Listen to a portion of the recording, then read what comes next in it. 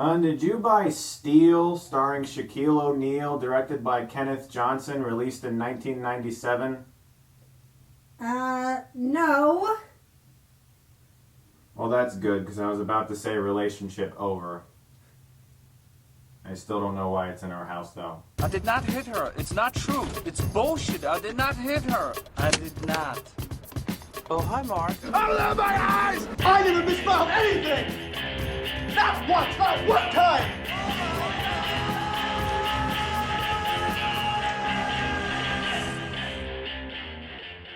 Ah, the late 90s, when superhero movies were still figuring themselves out and NBA stars got to be in movies. Welcome back to another Hilariocity review. Today we are going to be talking about Steel.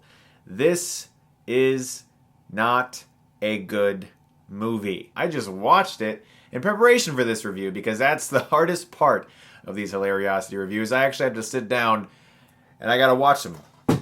So after a very boring opening credits sequence in which we get a whole bunch of static, unmoving shots of lava falling down various places, and the incredibly over-the-top theme for this movie, we get the cliched, it's only a test opening scene. You see stuff that looks like it's dangerous, and all of a sudden people come out and go, hey, that was pretty good, good job, oh, these weapons are going well, I like this is gonna be a lot of fun. Yes, that's right, it's all only a test, and Shaq is trying to explain to everyone this new technology he's developed that could neutralize a whole bunch of soldiers without actually killing them. And Judd Nelson's there too.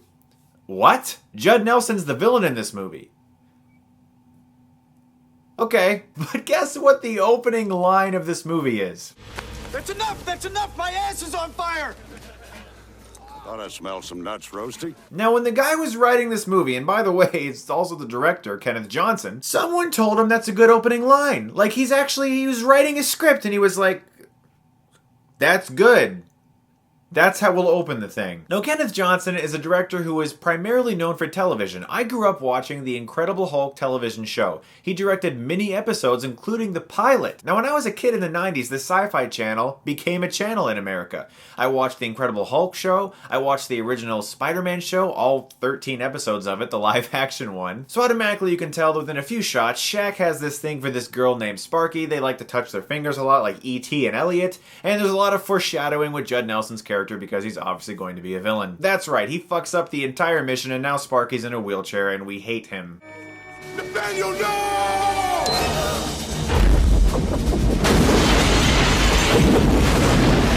Now the filmmakers were obviously trying to make her basically be the Oracle character from the comics. In fact, there's a few attempts at trying to be like the comics in this movie because you have John Henry Irons, who is very inspired by Superman to become who he is. And Shaq himself has the Man of Steel tattoo right here, so it kind of worked, I guess. I think those are the only things in this film that even remotely resemble anything in the comics. So Shaq is trying to save Sparky, and he basically looks like he's taking a giant shit. I mean, look at that face. Just look at it. He really honestly looks like he's constipated, and he's just trying to let one out. Sparky! We all know Shaq is tall, okay? The dude is 7'1", but this just looks hilarious. I can't help but laugh when I see this shot. So Sparky's in the hospital, she's not gonna be able to walk, and the doctor is like, nope, it's not happening. It's like, it's really obvious, like, nope, you're not gonna ever walk again shot. Shaq decides to return home to the city of LA, and guess what? Yeah, he's gonna try to shoot a basketball.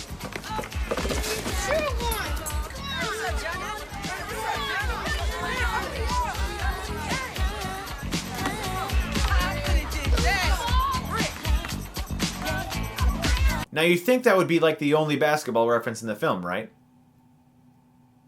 It's not. There will be more. So quickly we realize that Shaq knows like every single child in the city. Like, he's like, what, 30? Why does he know all these 12-year-olds? Like, what does that even mean? Is that it's some sort of... Oh, I know. It said in Shaq's contract that he has to know a lot of kids so that kids can like him as a basketball star and it'll boost his, his demo for that age. Probably. Soon we meet Grandma, and she gives even more awkward sugar kisses than SpongeBob's grandma does. Don't you patronize me, young man. You just give me some more sugar. And she really is trying to bake a souffle. She doesn't want anyone to talk while she bakes the souffle. This is a very important story element. Trust me. It actually is a very important story element to this movie, and it's brought up quite often. So Shaq apparently just obtains a steel mill job, and we have an entire scene dedicated to girls thinking he's hot. It's like the entire first act of this movie. The filmmakers were contractually obligated to just make Shaq look good. Now, if you're watching this film like I am, it's right around this time that you may notice that just about every single song in this movie is some sort of hip-hop R&B song.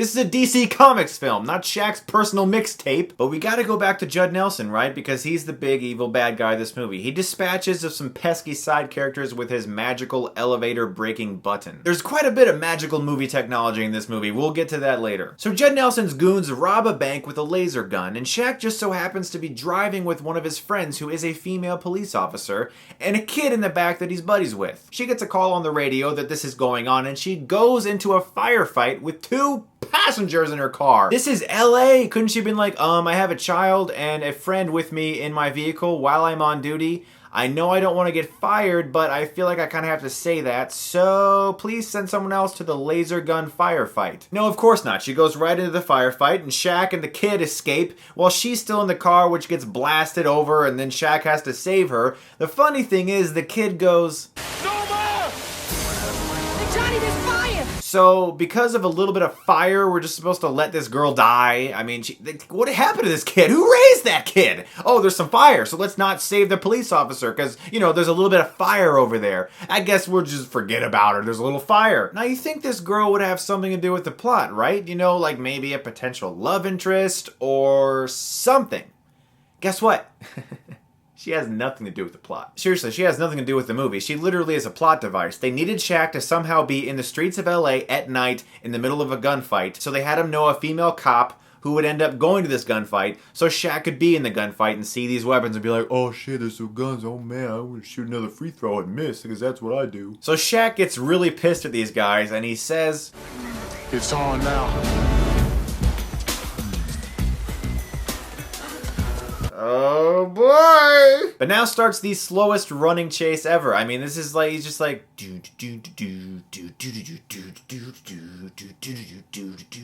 apparently they couldn't find a stunt double for Shaq because he's like 7'1". Now I know they used a stunt double for some of the motorcycle scenes because you can just tell, but that's because he's sitting down crouched over, he can hide his height. But for these chase scenes, it's just Shaq running, it's like he's running up and down the court, just kind of jogging to his position, you know, it's just crazy. Even the music feels like it's a slow scene, like the music is very repetitive, like, oh, here we go, he's gonna run now. So Shaq catches the kid that he's chasing, then all of a sudden some goon just appears out of nowhere. How? I mean, they just had to cross like 10 railroad tracks with moving trains, and then this thing he's just there. So now Shaq is really mad, and he really wants to beat up some of these kids. Seriously, these gangs with these laser guns, they're all kids, they're like 14. Kids, don't join gangs. Gangs have laser guns. Guns are bad and laser guns are worse. Don't join the gangs. Shaq is your friend. Watch him on TV when he plays basketball, please. And like him. If you're a kid, please. So he goes to visit Sparks, who's in like some physical therapy thing, and I swear to you, throughout this entire scene, I thought she was blind somehow. Like she sells blindness throughout this scene. I actually thought that she was faking being blind for like 2 minutes just to make a joke to Shaq, and it would be like a really funny, but no, she's just, that's what she's doing. She looks like tell me, if I showed you that scene and said, this is a blind woman, would you believe me? Yes, of course you would. Look, she looks, what is that? And check out Shaq's eyebrow twitching in this shot. This here's a prime example of shit happening. My God, that was worse than the fucking Garbage Day guy. Garbage Day! Huh? No!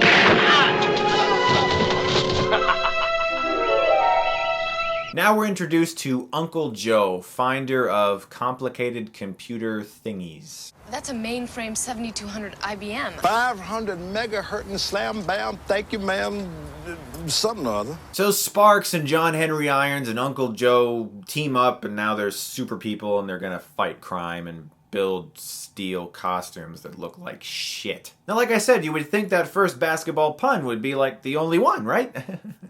Nope. Never could make the free throws. Do you know why Michael Jordan worked in Space Jam? Because he played himself. He played a basketball player. He did not push the boundaries. He was like, look, I'm going to be Michael Jordan. Let's play some basketball. Space Jam. Ah, I love Space Jam. In this movie, Shaq is like an odd amalgamation of his actual self and this superhero at the same time. And they had to make him play basketball and not be able to shoot free throws. They just had to do that, didn't they? So, of course, the kid is now joining Judd Nelson's gang of laser gun-toting children because at some point in the movie, he's going to have to put a gun to that kid's head to make Shaq do something he wants him to do. So now we get the montage because every superhero film has a montage of building and preparing. That's just, they're in like every one of them. Some of them are awesome, and some of them are from the movie Steel that came out in 1997. And we get to watch him make his stupid fucking costume that looks so shitty. It's supposed to be steel, but like almost every time he moves his mouth, you can see the little steel things on the side going like this, like every time he moves his mouth. It's just, oh boy. Now poor John Hawkes shows up and gives the best performance in the whole damn movie. It's interesting to see how some of these Oscar-nominated actors started. So now we get the first big superhero rescue scene, and of course it's a bunch of slow-ass action again with Shaq just jogging around. During this scene, we get the ball shot finger wave. That's what I call it.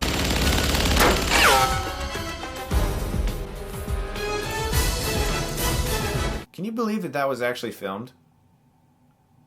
Like me, I mean it. It's like they filmed that. And then Uncle Joe says possibly the best line in the movie, even though it's like the worst line in the movie, but it's by far the funniest line in the movie. Well, I'll be dipped in shit and rolling breadcrumbs. Okay. And I'm done. I'm done. So after Shaq dispatches of some thugs, one of his leg plates falls off, and I think they wanted us to think that that was planned and scripted, but it honestly looks like a blooper. Like it looks like a gag. Like Shaq's best performance in this movie is when he goes like, "Oh, it fell." Like it really looks like it was like it actually just fell. And he falls off a building, and it's so incredibly obvious. You can see the line attached back here. It's just, there's the line. It's right there. And of course, he falls in a dumpster. Because whenever someone falls off a building, you don't want to die, there's gonna be a dumpster down there. A big dumpster, big enough for a 7'1" basketball player to fall into. So the cops start to follow him and a big chase ensues. And this is my favorite part of the whole chase, okay? The cop makes the Home Alone face. I swear to you, he makes the Home Alone face. It's amazing. Check it out. This should close the door. Yes.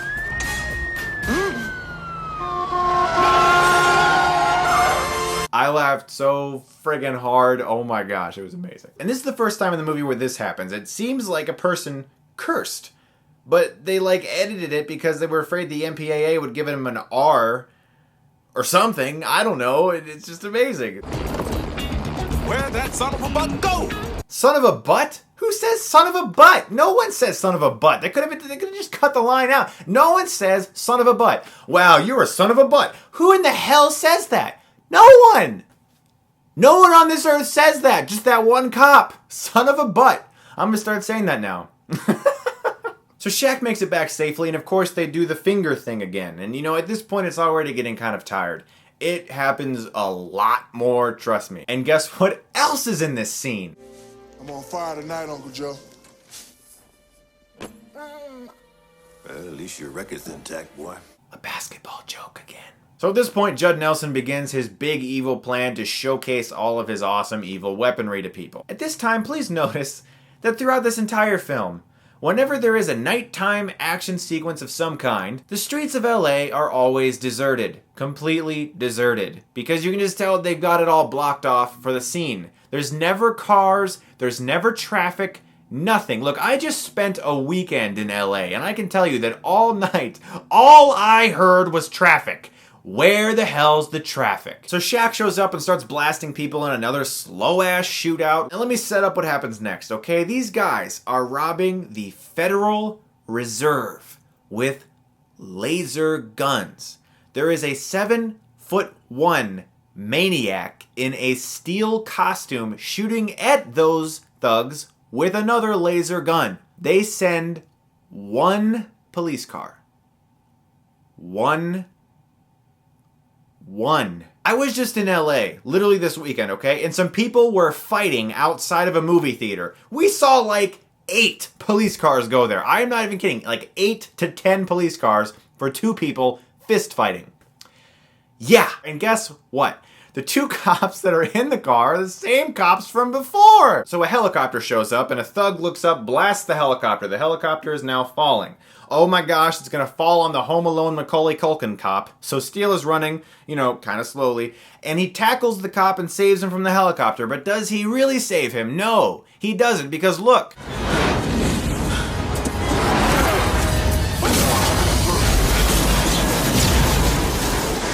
There was like 30 feet in between him and the helicopter because it's just so obvious and poorly filmed that he wasn't actually in danger, but they were trying to make us think he was. But for story's sake, we have to think that he was because it's important for later. Now we get an inspirational scene with Grandma where she feels they have to whisper to maintain a well-cooked souffle in her oven. Evening. Souffle? I'm gonna get it right if it kills me. What? All of a sudden some guy just bursts through her kitchen window. Shaq attacks him, starts throwing people around, and we find out it's a SWAT team. It's a SWAT team with a search warrant because they suspect of him being involved with the weapons. The SWAT team came through the kitchen window by breaking it open right in front of this 80-year-old grandma? So the Home Alone Macaulay Culkin cop doesn't want to ID Shaq in the lineup because he tackled him to the pavement when there was actually no danger at all from the helicopter. And, like I said, we're supposed to believe that he saved him, but, they were like 30 feet away from the helicopter. They were fine. If a 7'1" guy wearing nothing but steel tackled me to the asphalt, I'd be fucking pissed. But I also want to point out that in this scene, he takes his earpiece out from his mouth and puts it in his ear, and he has contact with Sparky now. Now, I'm going to estimate that at least 3 hours have passed during that time from when he was taken by the SWAT team to the lineup to being locked up in jail. And the earpiece that he's had in his mouth that entire time, collecting saliva, it still works, of course, because magical movie technology. So where are they supposed to find where these advanced military weapons are going to be sold? Where is Judd Nelson going to do his big deal? Well, in 1997, the internet was still relatively new to some people, and not everyone had it, and not everyone was as experienced with it as we are now. So the filmmakers had the plot point be that Judd Nelson made a web page where he's selling his illegal weaponry that every law enforcement agency on the fucking earth is looking for. The internet? Damn right. We can pick up all kinds of good crap, not just porno. He just made a website.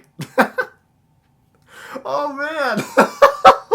That's so stupid. Seriously, all you'd have to do is just there's the webpage with the illegal weapons. You just type it in and there it is. So Shaq is freed from jail by magical movie technology with Sparky's voice being changed to the voice of a district attorney.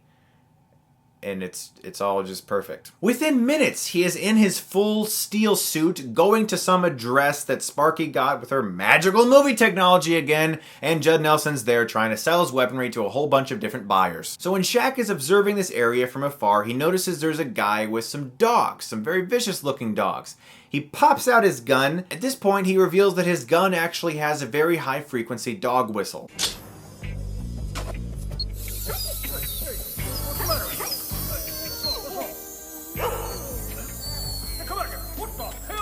Now, 2 things. 1, you're in a full-body steel costume. Who gives a shit about a couple dogs? You're fine. The dogs will not affect your full-body steel costume. Number 2, what the fuck is a dog whistle doing on advanced military weaponry? What is the practical application of a dog whistle on a laser gun? There should have been a scene where he was like, well, I guess she was right to include that in the gun, or something that let us in on the joke of a dog whistle being on a gun. He's got a dog whistle that literally goes boop at the top of his gun, and it emits a high frequency Never mind. So the big finale starts with the perfect, oh shit, they've got the girl shot. So at this point, Judd Nelson starts killing every single one of his business associates right in front of his potential buyers. What a fantastic business strategy. I'm sure all of them want to sign contracts with this guy now. So a guard is threatening Uncle Joe, but his dog Lily saves him. Wait a second. I thought... Oh, that's Lily. She doesn't bite. So Shaq actually successfully tempts Judd Nelson to push the red button. And of course he does. Engaging his electromagnet, his gun shoots back to Shaq's chest, and Sparky starts to shoot laser beams out of her wheelchair. She's shooting pulsating sonic beams out of her wheelchair. Couldn't they have at least shown her put the brakes on or something? You'd think she'd just like shoot backward. I mean, when you're a person and you shoot a regular gun, it goes like that, okay? Pulsating sonic beams that can blast through Federal Reserve walls. She's in a wheelchair. They could have at least shown her blast backwards or something, or had Shaq like put his hands on it and like aim her. That would have been cool. Right? A guy tosses a grenade in the room with Shaq and the kid. And the kid's like, there's a hole up there. You gotta throw the grenade through the hole. And Shaq's like, Up there! Throw it! Quick! Throw it! I never make these. I swear to you, the grenade doesn't go off for like 20 seconds. It's the worst grenade in the world. Now I'm telling you guys, I'm gonna mimic my exact reaction when I saw this scene, okay? This was my reaction. I never make these. Oh, wait. Bend your knees and follow through. Come on!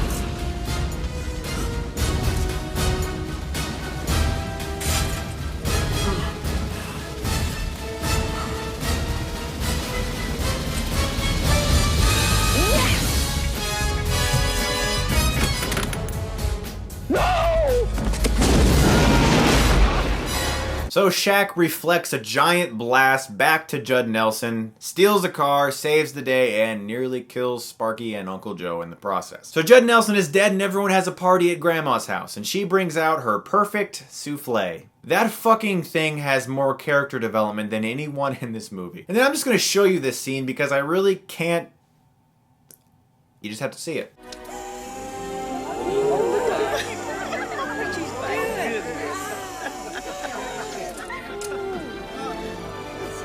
I love it, girl. So do I. Oh. Yes. Oh. Yep. That's Steel. It was shown in theaters around the world. Thousands of screens. It's a movie that actually exists. Guys, thank you so much for watching my Hilariocity review of Steel. Oh man, it's not a good one, but I appreciate you guys watching, and I will do more Hilariocities because I really enjoy doing them, and thanks for all of your great requests as well. Guys, thank you so much for watching, and as always, if you like this, you can click right here and get Stuckmanized.